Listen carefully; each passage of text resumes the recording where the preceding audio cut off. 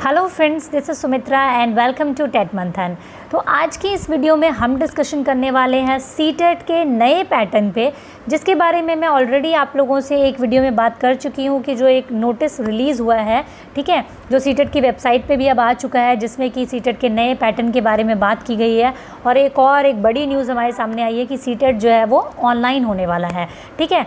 तो उसमें लिखा गया है कि सीटेट के जो क्वेश्चंस होंगे उनका नेचर बदलेगा, पैटर्न अलग होगा। तो आज मैं इसका पूरा एनालिसिस आप लोगों के साथ में करूंगी और मैं आप लोगों के साथ में प्रीवियस ईयर कुछ सीटेट के क्वेश्चंस का भी एनालिसिस मैं आप लोगों के साथ में करूंगी कि कौन से क्वेश्चंस होते हैं जो फैक्चुअल क्वेश्चंस आप जिनको कहेंगे, कौन से ऐसे क्वेश्चन है जिनको हम कॉन्सेप्चुअल में डालेंगे, ठीक है, और किस तरीके के क्वेश्चन सीटेट आज तक पूछता आया है और उनमें क्या चेंजेस होने के चांसेस हैं, या फिर कोई चेंज होने वाला है भी, या सिर्फ और सिर्फ ये एक तरीके का हुआ है, ठीक है। जैसे कि आप लोग देखते होंगे ना यूट्यूब पे, जब बड़े बड़े जो चैनल्स होते हैं या बड़े बड़े जो इंस्टीट्यूट्स होते हैं, वो सेम कोर्स को और सेम वीडियोज़ को हर सीटेट में जब अलग तरीके से लॉन्च करते हैं तो वो उसको बड़ा सा एक बैनर देते हैं, बिग धमाका, सीटेट धमाका, दिवाली धमाका, ये धमाका, वो धमाका। आजकल तो, पहले ऐसा सेल लगती थी बिग बाज़ार वगैरह में, आजकल एजुकेशन में भी ऐसा होने लग गया है ना, कि इतने % का ऑफ, इतने % का ऑफ, ये धमाका, वो धमाका, ये बॉम्ब, ये पटाखा, है ना। ये सारी चीज़ें आपको देखने मिलती है ना। होता क्या है उस कोर्स के अंदर, वही सेम चीज़ें होती है, वही सेम क्वेश्चंस होते हैं, वही सेम लेसन्स होते हैं, बट हाँ, एक बड़ा सा बैनर तैयार किया जाता है जब नया एग्ज़ाम आने वाला होता है तो, और वो आप लोगों के सामने पेश किया जाता है ना। सेम बिल्कुल उसी तरीके की, जैसे कि हम होटल में जाते हैं और दाल मखनी में तड़का लगा के वो लोग दे देते हैं ना हम लोगों को, 1-2 दिन पुरानी दाल मखनी, है ना। तो इसी तरीके से हो सकता है सीटेट के एग्ज़ाम में बिल्कुल पैटर्न चेंज होने वाला है, लेकिन मतलब इतना कुछ हुआ नहीं है जितना कि मतलब बनाया जा रहा है। तो हम अभी उसके बारे में डिस्कशन करेंगे कि क्या चेंज होने वाला है, क्या चेंज नहीं होने वाला है। और एक चीज़ और आप लोगों के साथ में मुझे बात करनी है, मैं हमेशा विदाउट एनी डिले कहकर अपनी वीडियो स्टार्ट कर देती हूँ आप लोगों का बिना टाइम लिए, बट हाँ, आज आप लोगों के साथ में एक बात करनी है कि आप लोग प्लीज़ वीडियो को शेयर ज़रूर करें। जो भी नए बच्चे जुड़ रहे हैं या जो भी पुराने स्टूडेंट हैं जो सीटेट की प्रिपरेशन कर रहे हैं, आपको बहुत हेल्प मिलेगी आपको चैनल से। और ऑलरेडी मैं लास्ट ईयर जो है बिल्कुल अकेले मैंने सारे सब्जेक्ट्स की प्रिपरेशन आपको करवाई थी और बहुत अच्छा रिजल्ट भी मुझे देखने के लिए मिला। और इस साल भी ऐसा ही होगा, हम अभी नई सीरीज़ स्टार्ट करेंगे और सारे सब्जेक्ट्स के स्टार्ट करेंगे, डोंट वरी अबाउट इट, ठीक है। कोई भी पेड कोर्स वगैरह मेरा नहीं आने वाला है फ़िलहाल, बट हाँ, अगर फ्री की वैल्यू आप नहीं करोगे तो ऑब्वियसली सी बात है, आपको कहीं ना कहीं पेड फिर देखने के लिए मिलेगा ही। क्योंकि आप लोग देखते होंगे, जब आप हमेशा शिकायत करते हैं कि इतना महंगा कोर्स वो दे रहे हैं, इतना महंगा कोर्स वो दे रहे हैं, होता क्या है, जब आप किसी भी फ्री चीज़ को वैल्यू नहीं करते ना, तब उस चीज़ को फिर क्या करना पड़ता है, एक पेड के पैकेट में बंद करके आपको पकड़ाना पड़ता है, और फिर आप उसको परचेज़ करते हैं, सेम उसी चीज़ को जो आपको फ्री में मिल रही थी आप पेड में उसको परचेज़ करते हैं। तो ऐसा मत कीजिए। आपको अगर कोई जेन्युइन टीचर्स मिलते हैं, सिर्फ मैं अपने बारे में बात नहीं कर रही, यूट्यूब पे बहुत सारे टीचर्स हैं जो जेन्युइनली बहुत अच्छा मतलब पढ़ाते हैं, फ्री में कंटेंट देते हैं, तो आप उनको अप्रिशिएट कीजिए, एटलीस्ट उनकी वीडियो को लाइक करें, शेयर करें। एक लाइक करने में जाता क्या है, अब मैं देखती हूँ मेरी वीडियो 4000 बच्चों ने देखी है, लेकिन उस पर सिर्फ 40 बच्चों ने लाइक किया। क्यों भाई? उस अंगूठे के निशान पे मतलब अंगूठा रखने में अंगूठा दर्द करता है आप लोगों का? नहीं करता ना।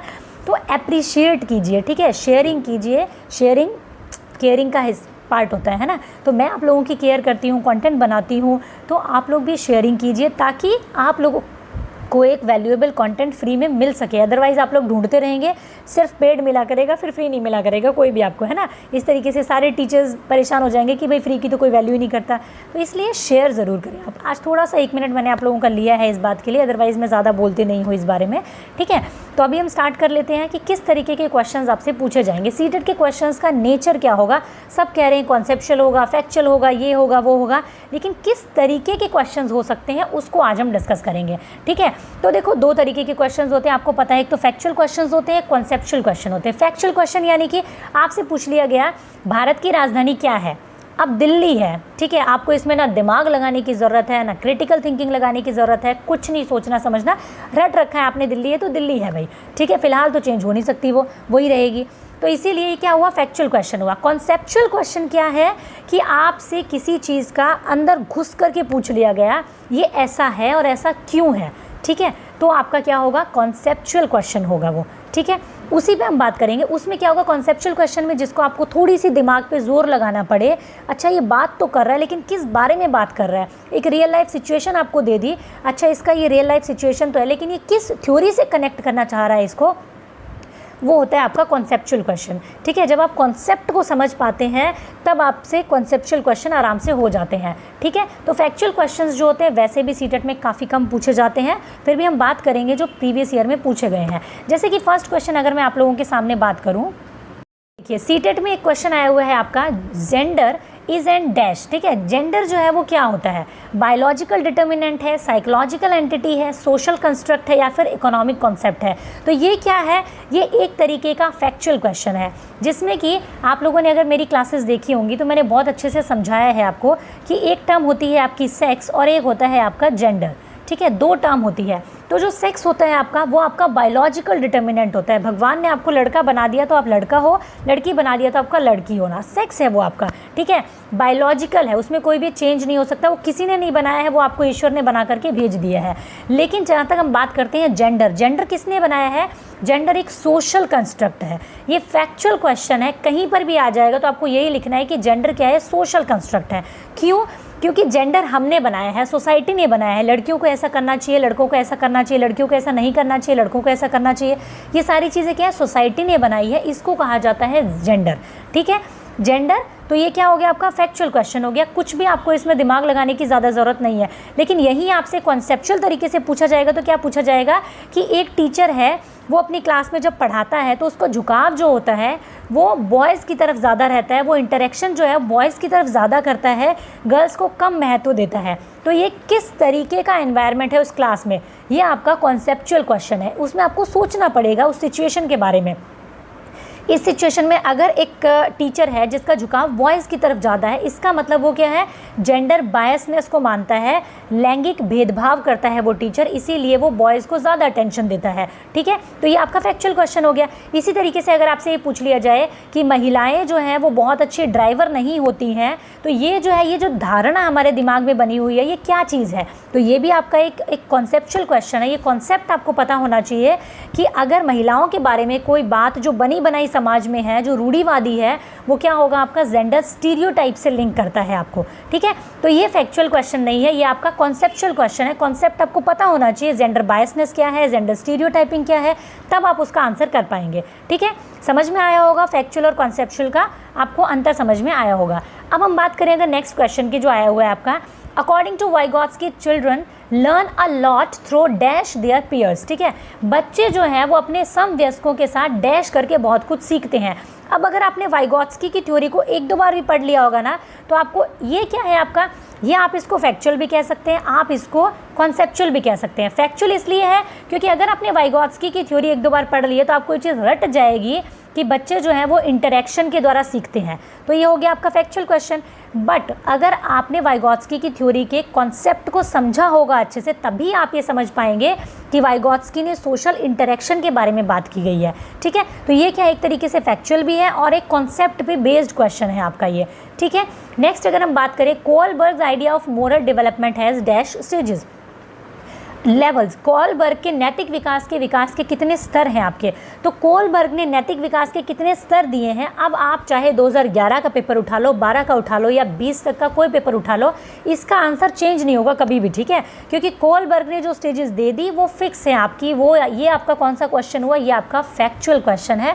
इसमें आपको कोई दिमाग, कोई क्रिटिकल थिंकिंग लगाने की ज़रूरत नहीं है। कोलबर्ग ने जो स्टेजेस दी है वो आपकी फिक्स रहने वाली है। तो ये आपका क्या हुआ, फैक्चुअल क्वेश्चन हुआ। नेक्स्ट अगर हम बात करें, in the constructivist frame child is views as. ठीक है, कंस्ट्रक्टिविस्ट फ्रेम के बारे में बात की जा रही है। अब ये आपका क्या है, आपका कॉन्सेप्चुअल क्वेश्चन है। अगर आपको पता है कंस्ट्रक्टिविस्ट जो है वो किस तरीके के कॉन्सेप्ट को मानते हैं, तब आप इसका आंसर कर पाएंगे, अदरवाइज नहीं कर पाएंगे।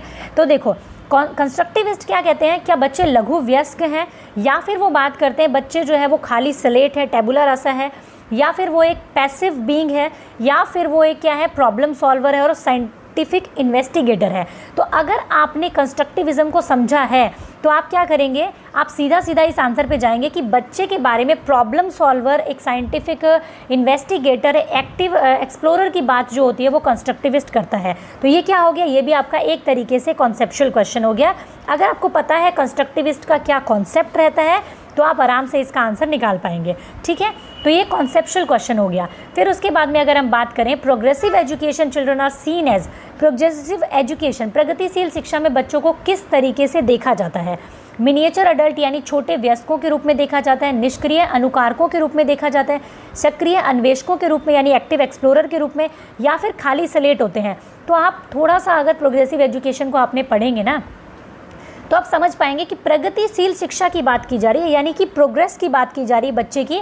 तो ये सारी बातें तो बिल्कुल ही पाप है ना बोलना, बिल्कुल ही कि बच्चा जो है वो ये सारी बातें कि बच्चा खाली स्लेट है, छोटा वयस्क है, पैसिव है, बिल्कुल ही निष्क्रिय है, बिल्कुल ही गलत बात है। यहाँ पे क्या होगा, एक्टिव एक्सप्लोरर है बच्चा। तो अगर आपने प्रोग्रेसिव एजुकेशन को पढ़ा है तो ये एक्चुअल में एक तरीके का फैक्चुअल क्वेश्चन है कि बच्चा एक्टिवली ही वहाँ पर काम करेगा। ठीक है, अगर हम बात करें आगे क्वेश्चन की, तो which of the following is the primary socialization agency, ये आपका फैक्चुअल क्वेश्चन है। ठीक है, स्कूल प्राइमरी नहीं हो सकता, गवर्नमेंट प्राइमरी नहीं हो सकता, मीडिया कभी प्राइमरी नहीं हो सकता। सबसे प्राइमरी आपके लिए, सबसे पहला आपके लिए आपका परिवार होता है, जो कि आपका सोशलाइजेशन की एजेंसी होती है। सामाजिकरण का सबसे पहला चरण आपके परिवार से शुरू होता है। ये आपका क्या हुआ, एक तरीके का आपका फैक्चुअल क्वेश्चन है जो बदल नहीं सकता कभी भी।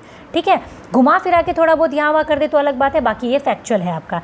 ठीक है, अब हम बात करते हैं, ये है आपका सबसे बढ़िया वाला कॉन्सेप्चुअल क्वेश्चन।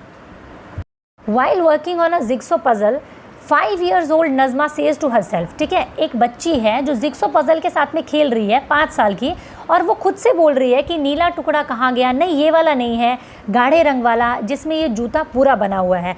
एक बच्ची है जो पजल बनाते टाइम खुद से ऐसे बात कर रही है, आपने अपने घरों में भी देखा होगा।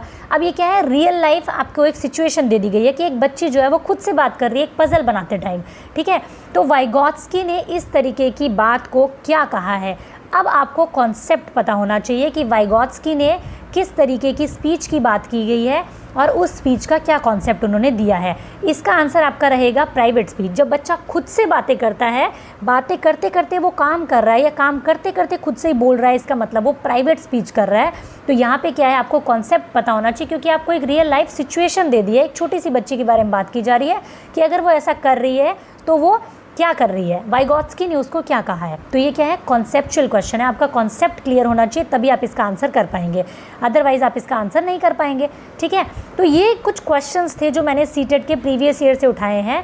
तो आपने देखा होगा कि सीटेट के ही प्रीवियस ईयर हैं जिसमें कुछ क्वेश्चन हैं जो कॉन्सेप्चुअल हैं और कुछ हैं आपके जो फैक्चुअल क्वेश्चन है। बट यहाँ पर रियलिटी ये है कि नए नोटिफिकेशन में ये कहा गया है कि कॉन्सेप्चुअल क्वेश्चन को ज़्यादा पूछा जाएगा। बट अगर आप सीटेट के प्रीवियस ईयर क्वेश्चंस को उठा करके देखेंगे तो ये कोई नई बात नहीं है। सीटेट में वैसे भी फैक्चुअल क्वेश्चन जो है बहुत कम पूछे जाते हैं। आपके 80% क्वेश्चन जो होते हैं वो आपके कॉन्सेप्चुअल पूछे जाते हैं। फैक्चुअल क्वेश्चन किसने क्या दिया, किसने कौन सी थ्योरी दी, फलाना ढिमकाना, ये सब सीटेट में बहुत ज़्यादा नहीं पूछा जाता है। जैसे अगर किसी ने पूछ लिया गार्डनर ने बुद्धि के कितने सिद्धांत दिए हैं, कितने प्रकार दिए हैं, मतलब ठीक है 8 प्रकार की बुद्धि गार्डनर ने दी है, तो ये क्या एक तरीके का फैक्चुअल क्वेश्चन है। बट ये सीटेट में बहुत कम पूछा जाता है। ठीक है, गार्डनर की किसी बुद्धि का प्रकार पूछ लिया, ये भी फैक्चुअल क्वेश्चन है। तो ये क्या है, कुछ फैक्चुअल क्वेश्चन पूछे जाते हैं, बट ज़्यादातर वेटेज जो रहता है सीटेट में वो कॉन्सेप्चुअल क्वेश्चन का रहता है। तो ये जो नया नोटिफिकेशन आया है कि रीजनिंग बेस्ड क्वेश्चन होंगे, क्रिटिकल क्वेश्चन होंगे, ठीक है, क्रिटिकल थिंकिंग के क्वेश्चन होंगे, ऑलरेडी सीटेट में ऐसा होता है। तो ये कोई नई बात नहीं है। जैसे हम लोग मार्केट में देखते होंगे ना कि आज आप लोगों के लिए एक फ़ैशन आया है कि आज प्लाजो सूट है, आज पटियाला है, आज ये है वो है, मार्केट में आज बहुत ज़्यादा चला हुआ है। ठीक है, आप उसको देखेंगे, आज 1 साल के लिए बहुत ज़्यादा चलेगा, वो 2-3 साल चल सकता है, उसके बाद में क्या होगा, मार्केट से एकदम से गायब हो जाएगा वो ट्रेंड जो है। और 2-3 साल क्या होगा, कुछ नया ट्रेंड आएगा, और फिर 3, 4, 5, 6 साल का गैप के बाद में वही प्लाजो सूट, वही पटियाला, वही ट्रेंड, वही टी शर्ट, वही शर्ट दोबारा मार्केट में आती है और वो कुछ नए पैटर्न के साथ में आती है। तो सब लोग बोलते हैं वाह एक नया फैशन आया है, जबकि ऐसा नहीं है। आप अपनी मम्मी वगैरह से पूछेंगे ना, आपकी मम्मी कहेगी अरे ये तो हमारे ज़माने में चला करता था, अब तुम्हारे टाइम पे आया है तो तुम इसे नया कह रहे हो। सेम चीज़ है आपके सीटेट के पेपर के बारे में भी। नया बदलाव एक सबसे बड़ा ये है कि आपका सीटेट का पेपर ऑनलाइन होने वाला है। फ़िलहाल इतना ही बदलाव है, उसके अलावा ये जो बातें कही गई इसके अंदर कॉन्सेप्चुअल होगा, ये होगा वो होगा, बिल्कुल भी घबराने की ज़रूरत नहीं है। सीटेट का पेपर पहले भी ऐसा ही आता था, अभी भी ऐसा आएगा। अगर सिलेबस चेंज होता है, कोई ऐसा अपडेट आता है कि सिलेबस चेंज हो रहा है, तब हम सोचेंगे इस बारे में कि हाँ ठीक है पेपर बदल के आने वाला है। ठीक है। और ऑनलाइन पेपर कैसा होता है, ऑफलाइन पेपर कैसा होता है, कौन सा ज़्यादा सही होता है, उसके बारे में मैं आपसे नेक्स्ट वीडियो में बात करूँगी। तो जिन भी स्टूडेंट्स को ये बहुत बड़ा हवा बना हुआ है, बहुत बड़ी कन्फ्यूजन है कि सीटेट के पेपर में बहुत बड़ा बदलाव होने वाला है, कुछ बाप रे बाप क्या होने वाला है, तो उनके साथ में आप इस वीडियो को ज़रूर शेयर करें। बिल्कुल मैंने फैक्ट्स के साथ में आप लोगों के साथ में चीज़ें रखी है कि क्या चेंजेस हो सकते हैं और क्या वाकई में चेंजेस होने वाले हैं या सिर्फ और सिर्फ मतलब पुराने चीज़ों को नए पैकेट में रखने वाले हैं। ठीक है, तो आप सभी फ्रेंड्स के साथ में ज़रूर इस वीडियो को शेयर करें। हम सीटेट की नई सीरीज़ को जल्द से जल्द स्टार्ट करेंगे। ठीक है, तो अपने सभी फ्रेंड्स के साथ में ज़रूर शेयर करें। Thank you, keep learning, keep supporting and keep sharing.